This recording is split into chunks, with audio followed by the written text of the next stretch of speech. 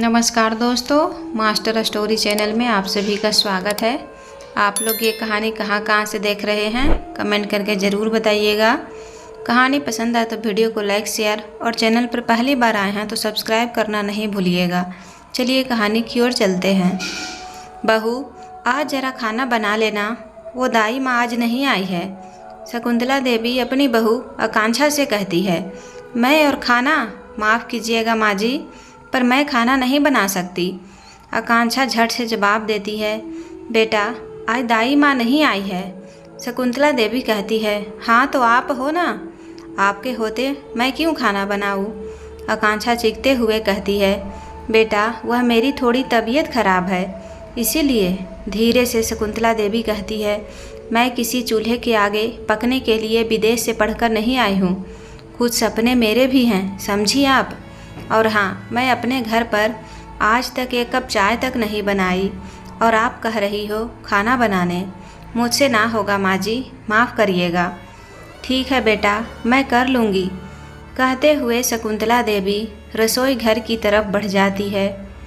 आज शकुंतला देवी के तमाम सपने चकनाचूर हो गए थे।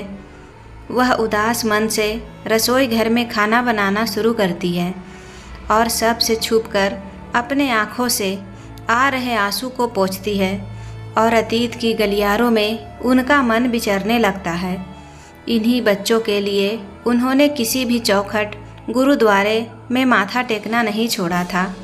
किसी समय पूरे गांव के मालिक और मालकिन हुआ करते थे। उनके पति प्रमोद सिंह जी और शकुंतला देवी जी। मालिक 2 जुड़वा बच्चे हुए हैं, एक लड़का है और एक लड़की। दाई माँ कहती है। सच कह रही हैं दाई माँ, मेरे 2 बच्चे हुए हैं। प्रमोद जी कहते हैं। हाँ हाँ मालिक, सही कह रही हूँ। अगर यकीन ना हो तो खुद चलकर देख लो। दाई माँ अंदर की ओर इशारा करते हुए कहती है। नहीं नहीं दाई माँ, मुझे यकीन है तुम पर। भगवान का लाख लाख शुक्र है कि उसने हमारे घर लक्ष्मी भी भेज दी। कहते कहते प्रमोद सिंह जी की आंखें भर आती है। मालिक, खुशी के मौके पर आपकी आंखों में आंसू? दाई माँ चौंक कर पूछती है। नहीं नहीं दाई माँ, यह तो खुशी के आंसू है। मैं तो उम्मीद ही छोड़ बैठा था कि मैं भी कभी बाप बनूंगा, मुझे भी संतान सुख होगा। पर भगवान की महिमा तो देखो, एक नहीं 2 बच्चे वह मुझे दे दिए। प्रमोद जी कहते हैं। दरअसल प्रमोद सिंह गांव के बहुत बड़े जमींदार होते हैं। पूरे गांव प्रमोद सिंह को मालिक कहकर पुकारा करता था। प्रमोद सिंह जितने बड़े जमींदार हैं, उतना ही बड़ा उनका दिल। उनके होते हुए उस गांव में कोई भी दुख नहीं रह सकता था और ना ही कोई कभी भूखा। प्रमोद जी गांव के हर एक इंसान की ज़रूरत को पूरा करते थे और गांव वालों की खुशी के लिए हर संभव प्रयास भी। गांव वालों से जितना प्रेम प्रमोद सिंह करते थे, उतना ही प्रेम गांव वाले भी अपने मालिक प्रमोद सिंह से करते हैं। प्रमोद सिंह के शादी के करीब 15 साल हो गए थे और एक भी बच्चा नहीं हुआ था, जिसके कारण प्रमोद सिंह सहित पूरे गांव वाले परेशान थे। प्रमोद सिंह अपनी धर्मपत्नी से प्यार बहुत करता था, जिसके कारण तो दूसरी शादी नहीं करना चाहते थे। कई जगह मन्नत, झाड़ फूक, इलाज के बाद आज जाकर प्रमोद सिंह के घर किलकारी गूंजी, वह भी एक नहीं 2 बच्चों की। आज प्रमोद सिंह के खुशी का ठिकाना नहीं था। आखिर खुशी भी क्यों ना हो, इतने सालों के इंतज़ार के बाद आज फल जो मिला है। कैसी बात कर रहे हो आप मालिक, पूरे गांव की दुआएं आपके साथ थी। दाई माँ कहती है। हाँ दाई माँ, सही कह रही हो तुम। प्रमोद सिंह कहते हैं। अब यह सब छोड़िए मालिक और जल्दी से मेरा बख्शीश निकालिए, इतनी बड़ी खुशखबरी जो दी हूँ। दाई माँ अपना हाथ आगे करते हुए कहती है। अरे दाई माँ, तुम बस केवल बख्शीश की बात करती हो, मैं तो पूरे गांव के साथ यह खुशी मनाना चाहता हूँ। जाओ दाई माँ, पूरे गांव में बता दो प्रमोद सिंह बाप बन गया है। वह भी 2-2 बच्चों का। पूरे गांव में मिठाई बंटवाओ, पूरे गांव में जश्न होना चाहिए। दाई माँ जश्न। प्रमोद सिंह दाई माँ के हाथ में कुछ पैसे देते हुए कहते हैं, सदा खुशी रहिए मालिक, माँ लक्ष्मी की कृपा सदा आप पर बनी रहे। दाई माँ प्रमोद सिंह को आशीर्वाद देते हुए कहती है, बस दाई माँ तुम सबका आशीर्वाद और प्यार ऐसे ही बना रहे।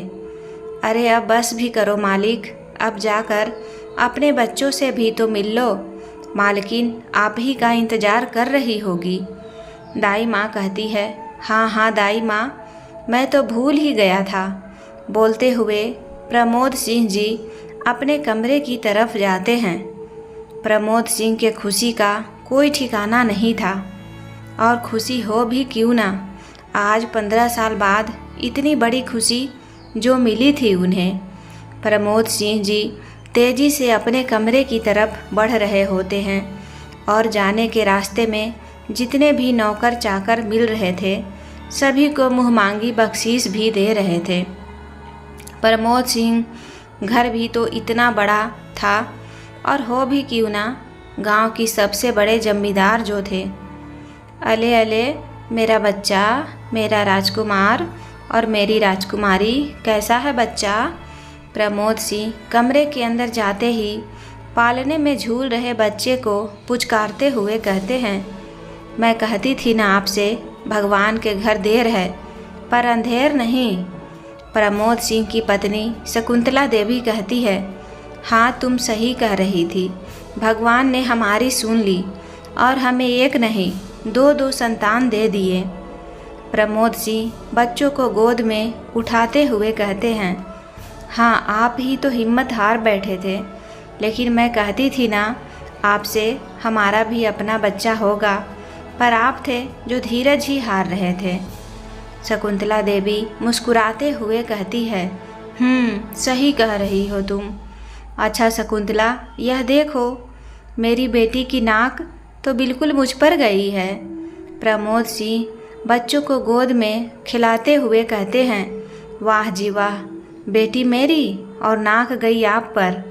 शकुंतला देवी मुंह बनाते हुए कहती हैं, अरे मेरी रानी, नाराज़ क्यों हो रही हो? प्रमोद सिंह शकुंतला देवी के बगल में बैठते हुए कहते हैं, हटो जी, आपको थोड़ी भी शर्म नहीं आती है क्या? अब तो 2-2 बच्चों की बाप भी बन गए हो। शकुंतला देवी थोड़ा शर्माते हुए कहती है, क्या हटो हटो, तुम क्या मेरी रानी नहीं हो? प्रमोद सिंह हंसते हुए कहते हैं, जाओ जी, आप बाहर की तैयारी देखो। शकुंतला देवी बच्चों को अपने गोद में लेते हुए कहती हैं, बाहर की कौन सी तैयारी शकुंतला? प्रमोद सिंह अनजान बनते हुए कहते हैं, ज़्यादा अनजान मत बनो, मुझे सब पता है। शकुंतला देवी कहती है, क्या पता है तुम्हें?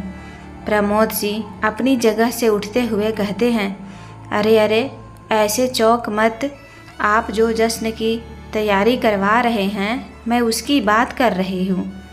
बोलते हुए शकुंतला देवी हंसने लगती है, हे भोलेनाथ, तुम्हें कैसे पता? प्रमोद सिंह कहते हैं, धर्म पत्नी हूँ आपकी, मुझे सब पता होता है। शकुंतला देवी कहती है। प्रमोद सिंह मुस्कुराते हुए अपने कमरे से बाहर की ओर निकल जाते हैं। पूरे गांव में चारों तरफ खुशियों का माहौल होता है। सभी नाच गा रहे होते हैं। सभी के चेहरे पर ऐसी खुशी छाई हुई थी जैसे कि मानो बच्चा प्रमोद सिंह जी के यहाँ नहीं बल्कि उन सब के यहाँ पैदा हुआ हो। वैसे बच्चा तो पूरा गांव का हुआ ही, और खुशियाँ तो सबको मनानी ही चाहिए, क्योंकि उनके मालिक के घर एक वारिस जो पैदा हुआ। नहीं तो गांव वाले भी उम्मीद छोड़ बैठे थे। गांव वालों को भी लगता था कि हमारा ठाट बाट बस मालिक तक ही है, पर अब उनमें नई उम्मीद जाग चुकी थी। मालिक के घर कुलदीप का जन्म जो हो चुका था। प्रमोद सिंह बच्चों के आने की खुशी में पूरे गांव में मिठाइयाँ बंटवाता है और अगले 6 दिनों तक गांव के आसपास की ओर भी 3 गांवों तक को भोजन का निमंत्रण देता है। सभी गांव वाले को सख्त हिदायत दी जाती है कि कोई भी अपने घर में चूल्हा ना जलाएं। अब प्रमोद सिंह जी गांव के मालिक थे तो बात तो माननी ही पड़ेगी। सभी प्रमोद सिंह के कहे अनुसार अपने घर में चूल्हा नहीं जलाते हैं। जब भी किसी को भूख लगती तो वह सीधे प्रमोद सिंह के यहाँ पहुँच जाते और भर पेट स्वादिष्ट भोजन करके ही घर लौटते। इतिहास गवाह है, आज से पहले उस गांव में इतनी खुशी कभी नहीं आई थी जितनी कि अभी 2 बच्चों के आने से आई। मालिक, सच में आप हमारे भगवान हो। हम लोग ज़रूर पिछले जन्म में कोई पुण्य किए होंगे, तभी तो आप जैसा मालिक हमें मिला। गांव के कुछ लोग प्रमोद सिंह का शुक्रिया अदा करने आते हैं। अरे नहीं नहीं भैया, ऐसे मत बोलिए। पुण्य सिर्फ तुम ही नहीं बल्कि हमने भी किया है, तभी तो आज इतना प्यार करने वाले गांव वाले मिले हैं। इतना कहते हुए प्रमोद सिंह उस व्यक्ति को अपने हृदय से लगा लेते हैं। अरे अब से यह सब छोड़ो, हम लोग कई दिनों से काम पर नहीं गए हैं, बस मस्ती और खाना पीना हो रहा है। अब हमें थोड़ा काम भी कर लेना चाहिए। उनमें से ही एक व्यक्ति बोलता है, अरे हरिया, कभी तो काम छोड़ मौज मस्ती की बात कर लिया करो। क्या हमेशा काम की माला जपते रहते हो? एक वृद्ध व्यक्ति कहता है, काका, हमारे पास तुम्हारे जैसे 2 एकड़ ज़मीन नहीं है जो हम मस्त आराम से बैठकर खाएंगे। हमारे पास बस मात्र एक किसी तरह से गुजारा करने लायक ही ज़मीन है जिसे ठीक से पेट भी नहीं भरता। चले हैं बात करने। हरिया को उनके बात पर थोड़ा गुस्सा आ जाता है। हाँ है ज़मीन तो तुम काहे जल रहे हो? मालिक की सेवा करो और मुँह मांगी जगह ज़मीन दान में लो। काका भी चिल्लाते हुए कहते हैं, हम तुम्हारे जैसे गिरे हुए नहीं हैं जो मालिक की आंखों में धूल झोंक कर उनसे उनका ज़मीन हड़प ले। हरिया कहता है, देख हरिया, अपनी हद में रह। काका घूरते हुए हरिया को कहते हैं, हम तो हद में ही हैं काका, बस आप अपना हद मत भूलना। हरिया भी धमकाते हुए कहता है, बस हरिया चुप हो जा, वरना। हरिया पर हाथ उठाते हुए काका कहते हैं, अरे अरे, यह तुम दोनों क्या कर रहे हो? उधर से आ रहे प्रमोद सिंह जी कहते हैं, कुछ नहीं मालिक, बस छोटी सी बात पर बहस छिड़ गई थी। काका बात को टालते हुए कहते हैं, देखो काका, हमारे गांव में यह लड़ाई झगड़ा और पंचायत नहीं होता है। इस बात को हमेशा याद रखना। हमारा गांव सबसे अलग है, जहां पर कोई किसी भी चीज़ के लिए नहीं लड़ता है। हर किसी का हक बिना मांगे मिलता है। आगे से याद रहे, यह मारपीट और लड़ाई झगड़ा की स्थिति ना बने। इतना कहते हुए प्रमोद सिंह वहाँ से निकल जाते हैं। मालकिन, आपके लिए तो 2 बच्चों को संभालना थोड़ा मुश्किल होगा ना? दाई माँ बच्चे की मालिश करते हुए कहती है, नहीं दाई माँ, अगर हम चाह लें तो कुछ भी मुश्किल नहीं है। वैसे भी यह दोनों बच्चे तो मेरे लिए भगवान हैं, इन्हें संभालने में कैसी तकलीफ़ और परेशानी। शकुंतला देवी मुस्कुराते हुए कहती है, सच मालकिन, मालिक का दिल बहुत बड़ा है, तभी तो वह दूसरी शादी ना करके अब तक बच्चे का इंतज़ार किया। मालिक की जगह कोई और मर्द होता तो वह कब का शादी कर चुका होता, लेकिन हमारे मालिक सबसे अलग हैं। दाई माँ प्रमोद सिंह पर काफ़ी गर्व करते हुए कहती है, दाई माँ, आपके मालिक मुझसे बहुत प्यार करते हैं, इसीलिए तो मेरे भी लाख कहने के बावजूद उन्होंने दूसरी शादी करने के बारे में भी नहीं सोचा। हाँ मालकिन, लीजिए, लल्ला की मालिश तो हो गई, अब बारी हमारी राज दुलारी की है। प्रमोद सिंह के बेटे की मालिश के बाद दाई माँ लल्ला को पालने में लिटा देती है और प्रमोद सिंह की बेटी की मालिश में जुट जाती हैं। अरे वाह मालकिन, यह देखो, हमारी राजकुमारी के हाथ और पैर दोनों में तिल है। यह हमारे लिए बहुत शुभ है। मालकिन दाई माँ के बच्ची के हाथ और पैरों को निहारते हुए कहती हैं, दाई माँ, दुनिया के हर बच्चे शुभ ही होते हैं। शकुंतला देवी अपने बेटे को गोद में उठाते हुए कहती हैं, हाँ मालकिन, यह बात तो आपने बिल्कुल सही कही, पर मेरे हिसाब से बेटी ज़्यादा शुभ होती है। तभी तो हमारे समाज में बेटी को लक्ष्मी का दर्जा दिया जाता है। दाई माँ कहती है, ठीक है दाई माँ, मान ली आपकी बात। शकुंतला देवी मुस्कुराते हुए कहती हैं, वैसे मालकिन एक बात कहें? दाई माँ कहती है, हाँ दाई माँ, कहिए ना। इन दोनों बच्चों के आने से अपने गांव में एक अलग ही रौनक सी छा गई है। सभी के चेहरे पर एक अलग ही मुस्कान आ गई। ऐसा लगता है कि यह बच्चा सिर्फ आपका ही नहीं बल्कि हम सब का है, यानी हमारे पूरे गांव का। दाई माँ प्रमोद सिंह की बेटी के माथे को चूमते हुए कहती है, दाई माँ, यह बच्चा सिर्फ मेरा ही नहीं, आप सबका है। जितना हक इन दोनों पर मेरा बनता है उतना ही आप सबका। शकुंतला देवी मुस्कुराते हुए कहती है, लो मालकिन, हमारी बिटिया रानी की भी मालिश हो गई। अब हम घर चलते हैं, नहीं तो मेरा पति शराब पीने के लिए घर का कोई न कोई सामान ज़रूर बेच देगा। जी दाई माँ, और कल भी आप समय से आ जाइएगा अपनी लल्ला और राजकुमारी के मालिश के लिए। दाई माँ की गोद से अपनी बेटी को लेते हुए शकुंतला देवी कहती हैं, दाई माँ वहाँ से निकल जाती है। कुछ ही देर बाद सूर्यास्त होता है और अंधेरा छाने लगता है। सभी के घरों में बत्ती और लालटेन जलता है। वह गांव शहरों से काफ़ी दूर था, जिसके कारण उस गांव में आज तक बिजली की व्यवस्था नहीं पहुंची थी। आप आ गए जी। प्रमोद सिंह जैसे ही घर में प्रवेश करते हैं वैसे ही शकुंतला देवी कहती हैं, हाँ शकुंतला, आज बहुत काम था, बहुत थक गया हूँ। प्रमोद सिंह अपनी छड़ी वहीं पास के कोने में रखते हुए अंगड़ाई लेते हुए कहते हैं, आइए बैठिए, मैं आपके लिए फटाफट हल्दी वाला दूध लाती हूँ। उसे पीने से आपको थोड़ा हल्का महसूस होगा। शकुंतला देवी कहती है, ठीक है, पर जल्दी लाना, क्योंकि दर्द से बदन टूटता जा रहा है। प्रमोद सिंह वहीं सोफे पर बैठते हुए कहते हैं, ठीक है, अभी लाई। बोलते हुए शकुंतला देवी रसोई घर की तरफ बढ़ती है। रसोई घर में जाते ही वह चूल्हे में थोड़ा कोयला सुलगाती है और फिर चूल्हे के ऊपर दूध का पतीला चढ़ा देती है। कुछ ही देर बाद दूध गर्म हो जाता है। वह जल्दी से दूध को छलनी की मदद से छानती है और उसमें हल्दी मिलाकर तेजी से प्रमोद सिंह की तरफ बढ़ती है। इधर प्रमोद सिंह किसी गहरी चिंता में डूबे रहते हैं। क्या हुआ जी, सब ठीक तो है ना?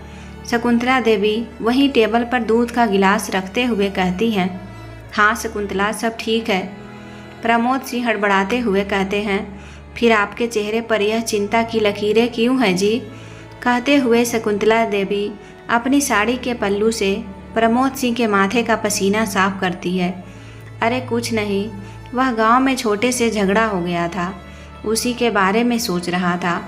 प्रमोद सिंह झूठी मुस्कुराहट के साथ कहते हैं, अच्छा, अब आप सारी चिंताओं को छोड़िए और मेरी बात सुनिए। हमारे बच्चे अब लगभग 1 महीने के हो गए हैं। अब हमें जल्द से जल्द उनका नामकरण कर देना चाहिए। शकुंतला देवी कहती है, ठीक है, तो कल का कार्यक्रम रखते हैं। प्रमोद सिंह कहते हैं, कल? इतनी जल्दी सब कैसे होगा? शकुंतला देवी थोड़ा चिंतित होते हुए कहती हैं, सब हो जाएगा, अभी ही पूरे गांव में न्योता भिजवा देते हैं और सुबह सवेरे नामकरण कर देंगे दोनों बच्चों का। प्रमोद जी कहते हैं, हाँ, यह सही रहेगा। शकुंतला देवी काफ़ी प्रसन्नता से कहती है। शकुंतला देवी के कहने ते ही पूरे गांव में ढोल बजाकर यह संदेश दिया गया कि कल माली के यहाँ पूजा है, जहाँ सबको परिवार सहित आना है।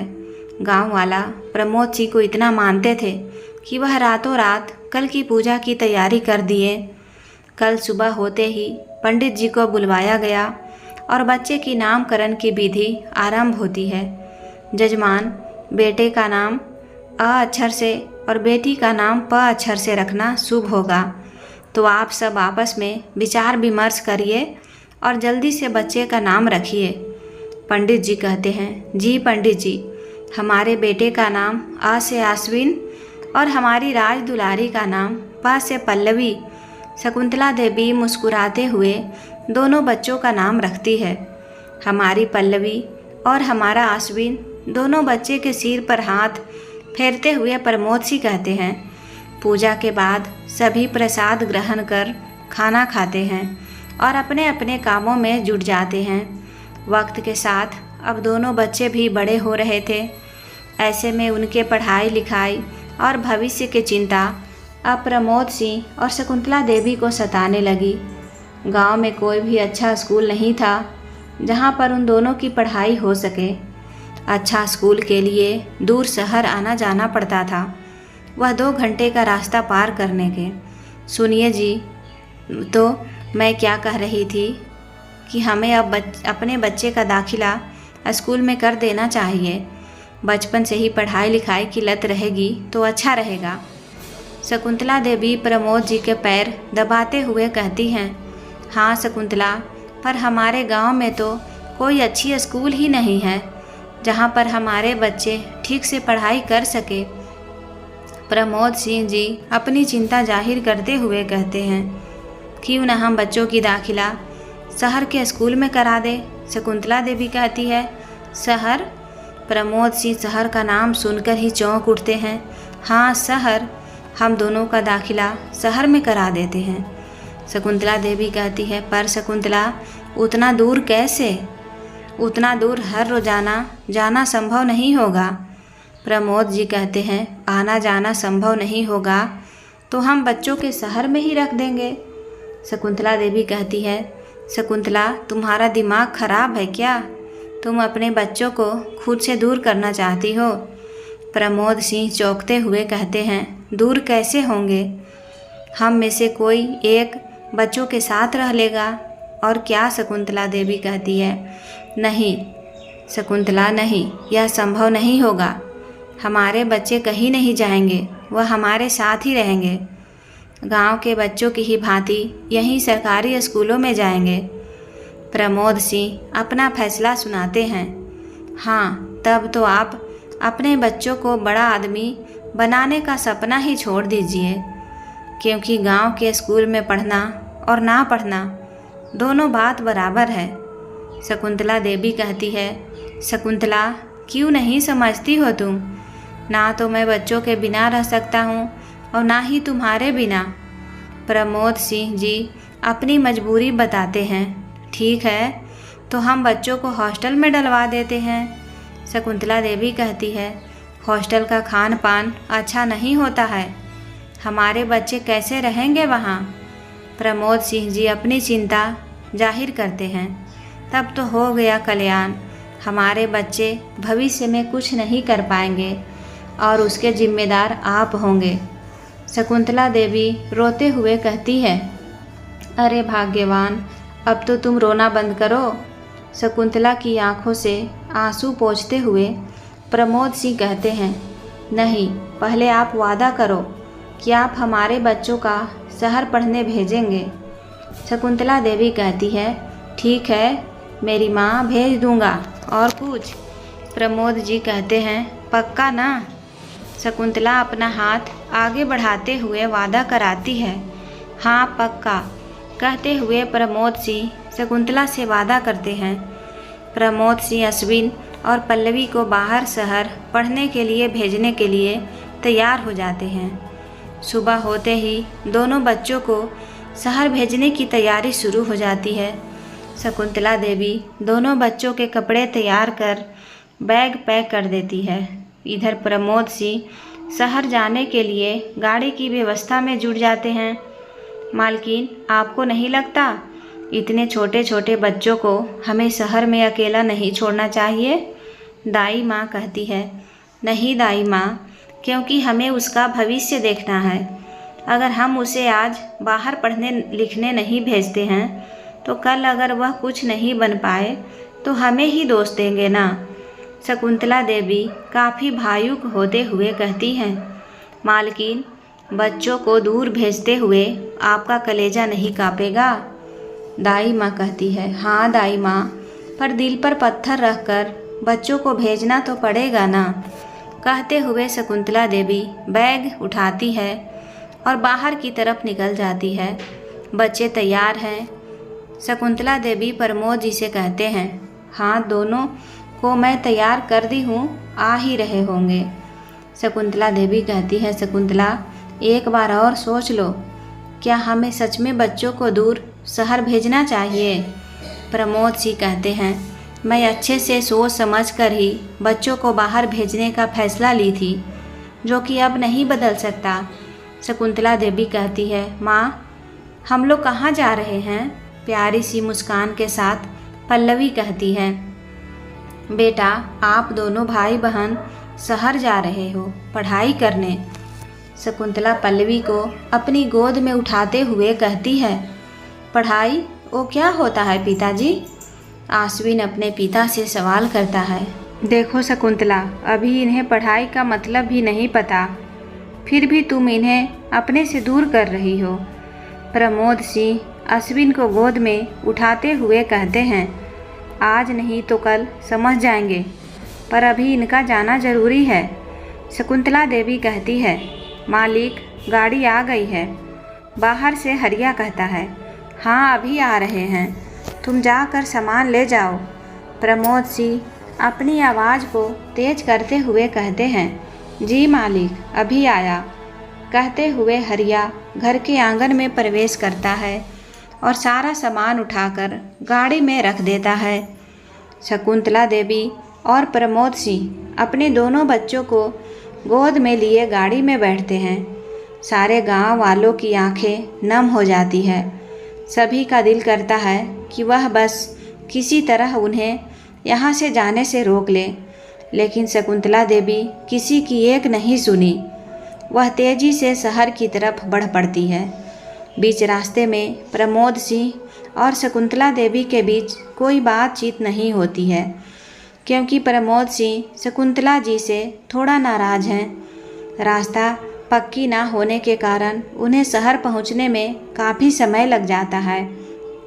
वह लोग शाम तक शहर पहुंचते हैं और वहीं एक बहुत ही बड़े इंग्लिश मीडियम स्कूल में दोनों बच्चों का दाखिला करा देते हैं, जहां पर बच्चों के रहने की व्यवस्था के साथ साथ उनके खान पान की भी व्यवस्था थी। शकुंतला बच्चों से हम दूर कैसे रहेंगे? प्रमोद सिंह भावुक होते हुए कहते हैं, रह लेंगे, मैं हूँ ना। शकुंतला देवी कहती है। थोड़ी देर कुछ सोचने के बाद प्रमोद सिंह लंबी सांस भरते हैं और कहते हैं, ठीक है, फिर चलो चलते हैं। प्रमोद सिंह अपने दिल पर पत्थर रख कर कहते हैं। प्रमोद सिंह और शकुंतला देवी दोनों अपने बच्चों को प्यार से गोद में उठाते हैं और माथे को चूमते हुए आशीर्वाद देते हैं। दोनों की आंखें भर आती है और ना चाहते हुए भी शकुंतला देवी की आंखों से आंसू छलक आते हैं। माँ, आप रो क्यों रही हो? छोटी सी पल्लवी अपनी माँ की आंखों से आंसू पोंछते हुए कहती है, कुछ नहीं बेटा, बस ऐसे ही। शकुंतला पल्लवी को अपने सीने से लगाते हुए कहती है, पिताजी, माँ ऐसे क्यों रो रही है? क्या हुआ है इन्हें? आश्विन अपने पिता प्रमोद सिंह के मूंछ से खेलते हुए कहता है, बेटा वो। कहते कहते प्रमोद सिंह की भी आंखें भर आती है और अश्विन को कलेजे से लगा लेते हैं। सर, मैम, प्लीज़ अब आप दोनों जाइए, बच्चों को संभालने की जिम्मेदारी अब हमारी है। पीछे से एक मैम कहती है, देखिए मैडम, चाहे कुछ भी हो जाए, पर हमारे बच्चों को कभी किसी चीज़ की कमी नहीं होनी चाहिए। शकुंतला देवी कहती हैं, मैम, आप बिल्कुल भी फिक्र मत करिए, जितने वह आपके बच्चे हैं उतने ही मेरे भी हैं। शीतल मैम कहती हैं, ठीक है, फिर हम चलते हैं। कहते हुए वह दोनों अपने बच्चों को गोद से नीचे उतारते हैं और जैसे ही आगे बढ़ने की कोशिश करते हैं, वैसे ही पल्लवी शकुंतला का आंचल पकड़ लेती है। माँ, पिताजी, आप दोनों कहाँ जा रहे हो? पल्लवी मासूमियत भरी सवाल पूछती है। बेटा हमें बहुत दूर जाना है और आप दोनों के लिए ना आइसक्रीम भी लानी है। शकुंतला पल्लवी को पुचकारते हुए कहती हैं, नहीं माँ, नहीं, हमें आइसक्रीम नहीं चाहिए। बस आप दोनों हमें छोड़कर मत जाओ। प्लीज़ मम्मी, प्लीज़ पिताजी। पल्लवी और अश्विन रोते हुए कहते हैं, देख रही हो ना शकुंतला, बच्चे टूट रहे हैं, हमें इन्हें अकेला नहीं छोड़ना चाहिए। प्रमोद सिंह शकुंतला को संभालते हुए कहते हैं, शायद आप सही कह रहे हैं, हमें बच्चों को नहीं छोड़ना चाहिए। शकुंतला कहती है, मतलब? प्रमोद सिंह आश्चर्य से कहते हैं, मतलब हम बच्चों को यहाँ से वापस ले जाएंगे। शकुंतला देवी कहती है, सच? प्रमोद सिंह की आंखों में खुशी चमक उठती है। हाँ, अगले 10 दिन बाद राखी है, हम राखी के बाद बच्चों को यहाँ छोड़ जाएंगे। शकुंतला देवी कहती है। शकुंतला देवी के इतना कहते ही प्रमोद सिंह दोनों बच्चों को अपने सीने से लगा लेते हैं और जल्दी से गाड़ी में बैठकर गांव की तरफ निकल जाते हैं। उनका शहर से लौटते लौटते काफ़ी रात हो जाती है, जिसके कारण रास्ता बिल्कुल साफ़ होता है, यानी जाम वाम का कोई झंझट नहीं। वह लोग जल्दी से जल्दी घर पहुंच जाते हैं। दोनों बच्चे भी काफ़ी खुश थे और गांव वालों के भी चेहरे पर खुशी की चमक लौट आई। धीरे धीरे वक्त बीतने लगा, राखी आ गई। अभी से बच्चों को शहर भेजने का डर प्रमोद सिंह को और शकुंतला देवी को सताने लगा। भले ही बच्चों को खुद से दूर करने का फैसला उनका था, पर बच्चों से बिछड़ने का भी गम हो रहा था। शकुंतला, राखी तो हो गई, अब क्या कहती हो? राखी के अगले ही दिन प्रमोद जी पूछे, क्या कहूँ समझ ही नहीं आ रहा। पहले तो सोची थी बच्चों को बाहर भेजने में क्या है, दिल पर पत्थर रखकर भेज देंगे, लेकिन जब भेजने की बारी आती है तो यह मुआना दिल ही नहीं मानता है। बच्चों से जुड़ी मोह माया रोक लेती है। शकुंतला देवी चाय की कप रखते हुए कहती हैं, अब तुम ही बताओ शकुंतला, हम क्या करें? शकुंतला जी बात सुनने के कुछ देर बाद प्रमोद जी कहते हैं, मालिक अगर बुरा ना माने तो एक बात कहूँ? दाई माँ गेहूँ काटते हुए कहती है। हाँ दाई माँ, बोलो ना। प्रमोद सिंह चाय की चुस्की लेते हुए कहते हैं, मालिक आपके पास इतना सारा पैसा है, वह सभी तो बच्चे के भविष्य और गांव की भलाई के लिए ही है ना। दाई माँ कहती है, हाँ, पर आप कहना क्या चाहती हो? शकुंतला देवी कहती है, मालिक मालकिन आप हमारी मानो तो आप बच्चों का दाखिला भले ही शहर में कर दो, लेकिन बच्चों को अपनी गाड़ी से ही स्कूल भेजो और लाओ। यह दोनों अभी काफ़ी छोटे हैं और ना समझ भी, इन्हें इतने बड़े शहर में अकेले रखना ठीक नहीं। दाई माँ अपनी बात रखती है। ठीक है दाई माँ, विचार तो आपका अच्छा है, हमारे भी दिमाग में आई थी यह बात एक बार, लेकिन हम फिर से एक बार इस विचार पर मंथन करते हैं। प्रमोद सिंह जी कहते हैं कि मालकिन जो भी सोचना है आप थोड़ा जल्दी सोचिए। कहते हुए दाई माँ पुनः अपने कामों में जुट जाती हैं। प्रमोद सिंह और शकुंतला देवी दोनों अपने कमरे में जाकर दाई माँ की कही बात पर विचार करते हैं और अंत में कुछ देर अच्छी तरह से सोचने के बाद वह फैसला लेते हैं कि वह खुद से बच्चों को दूर नहीं करेंगे। उसका दाखिला शहर के स्कूल में ज़रूर करवाएंगे, पर उसे हॉस्टल में न रहकर घर से ही उसे हर रोज़ स्कूल भेजा करेंगे। स्कूल के प्रधानाचार्य से बात कर बच्चों का एडमिशन स्कूल में हो जाता है। अगली सुबह होते ही प्रमोद सिंह अपने बच्चों को खुद जाकर स्कूल छोड़ते हैं और साथ ही काफ़ी बच्चों से पहचान भी करा देते हैं। वक्त धीरे धीरे बीतने लगा और दोनों बच्चे वक्त के साथ स्कूल के प्रचार और बाकी के बच्चों से घुल मिल गए। भगवान का शुक्र है, बच्चे बहुत जल्द स्कूल के बच्चों से घुल मिल गए। शकुंतला देवी लंबी सांस भरते हुए कहती है, अरे घुले मिलेंगे कैसे नहीं, आखिर बच्चे भी तो मेरे हैं। प्रमोद सिंह दोनों बच्चों को बाहों में भरते हुए कहते हैं। यूं ही हंसते मुस्कुराते कई वर्ष बीत जाते हैं। और समय के अनुसार दोनों बच्चे युवा हो जाते हैं। जब दोनों बच्चे थे तो प्रमोद सिंह और शकुंतला देवी को उनकी पढ़ाई की चिंता सताती थी। अब जब वह बड़े हो चुके हैं तो अब दोनों इस चिंता में डूबे हैं कि अश्विन की शादी कैसे कराएं। शादी के बाद उसका जीवन कैसा होगा। उनकी बेटी पल्लवी की शादी हो चुकी थी और वह अपने पति के साथ काफ़ी खुश भी होती है, लेकिन फिर भी माता पिता का दिल तो बच्चों पर ही अटका रहता है। एक माता पिता का दायित्व कितना बड़ा होता है। बच्चों के जन्म से लेकर अपनी अंतिम सांस तक उनके ही बारे में सोचते रहते हैं, उनकी ही खुशी के लिए सब कुछ करते हैं। सही ही कहा है किसी ने, माँ बाप की जिम्मेदारियाँ आसान नहीं होती है। सब आसान होता है माँ, आप करके तो देखिए, सब अच्छा ही होगा। और मैं आपसे वादा करता हूँ, आकांक्षा आपको कोई शिकायत का मौका नहीं देगी। पक्का माँ? अश्विन अपनी माँ शकुंतला देवी से जिद करते हुए कहता है।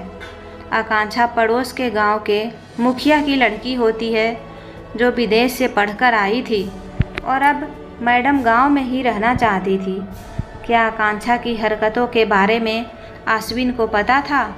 शकुंतला जी के साथ ऐसा क्या हुआ कि उनकी हालत घर में नौकरों जैसी हो गई? क्या पल्लवी को अपनी माँ के इस हालत के बारे में पता था? इन सभी सवालों का जवाब जानने के लिए सुनिए कहानी का अगला और अंतिम भाग। कल आप लोग ज़रूर सुनिएगा। तो उम्मीद करती हूँ कि कहानी पसंद आई होगी। कहानी पसंद है तो वीडियो को लाइक करें। चैनल पर पहली बार आए हैं तो सब्सक्राइब करके बेल आइकन घंटी प्रेस करें। धन्यवाद।